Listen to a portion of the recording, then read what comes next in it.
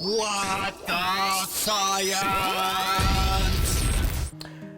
Dr. A, do you remember in the episode on volcanoes and earthquakes, we also built an instrument that can measure the strength of an earthquake. Do you remember what that's called?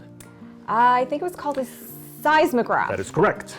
And so we built this frame, and then we hung this, marker inside a bottle, upside down, and we ran strips of paper, which you so expertly cut and put together with some tape underneath here.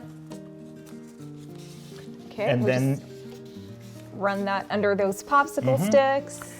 And in order to do that, I just used a small little bottle, which I placed some marbles in there to kind of like give it a little bit of weight and to stabilize it.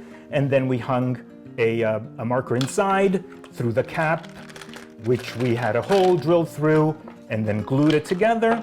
And so it looked like this. That's what you get. We hung a string from it, and then by placing it upside down and using the shake table to create the illusion of an earthquake, we marked the intensity of it on this strip of paper as it moved through this little structure. So you mean the marker would make marks on the actual paper Correct. and would mimic the motion and show you the motion and intensity of the shaking? Exactly.